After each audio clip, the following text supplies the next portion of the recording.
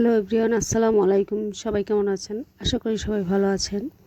আজকে নিয়ে এসেছি জিভে পানি আসার মতো একটি ভর্তা, যেটা দেখলে প্রত্যেক মানুষেরই জিভে পানি এসে যাবে। তেঁতুল পাতার ভর্তা।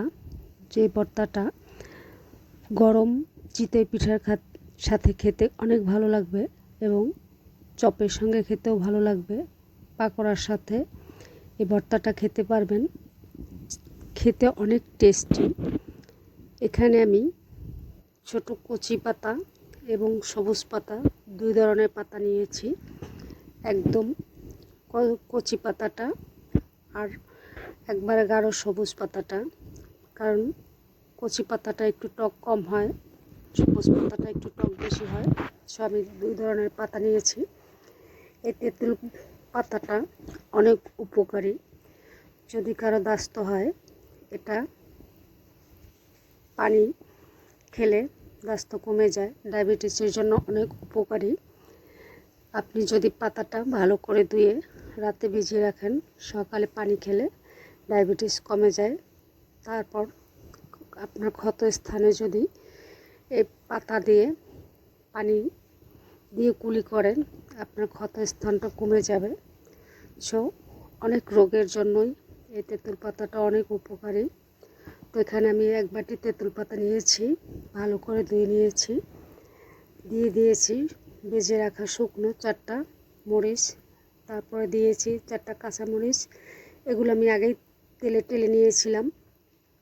দিয়ে দিয়েছি 4-5 কোয়া রসুন, 2 টুকরো আদা কুচি, হাফ চামচ লবণ, হাফ চামচ বিট লবণ, 1 চামচ চিনি এবং 1 চামচ সরিষার তেল। এটা আপনারা শিলপাটায় বেটে নিতে পারবেন।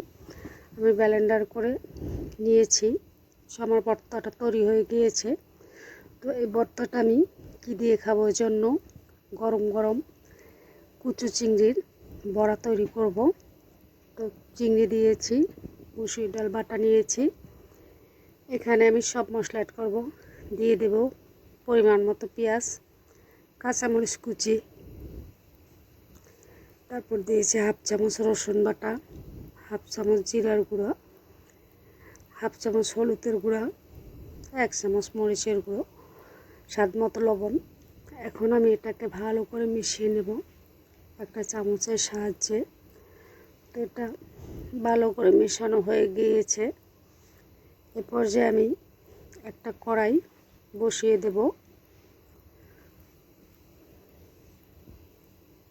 একটা কড়াই বসিয়ে দিয়েছি, তার মধ্যে তেল দিয়েছি। তেলটা হালকা গরম হলে আমি চপগুলো ভেজে নিব। হাই হিটে ভাজা যাবে না, লো ফ্লেমে রেখে চপগুলো ভেজে নেবেন। যারা এখনও এই তেঁতুল ভর্তাটা খাননি, প্লিজ বাসায় অবশ্যই ট্রাই করবেন এবং আমাকে কমেন্টের মাধ্যমে জানাবেন আপনাদের কেমন লেগেছে। তো আপনাদের যদি কোনো প্রশ্ন থাকে, কমেন্টের মাধ্যমে আমাকে প্রশ্ন করবেন, আমি অবশ্যই অ্যান্সার দেব। আর আমার রেসিপিটা যদি ভালো লেগে থাকে, প্লিজ লাইক করবেন, কমেন্ট করবেন এবং শেয়ার করবেন। নিত্য নতুন রেসিপি পেতে হলে আমার চ্যানেলটি এখনই সাবস্ক্রাইব করে আমার পাশে থাকবেন। সবাই ভালো থাকবেন, সুস্থ থাকবেন।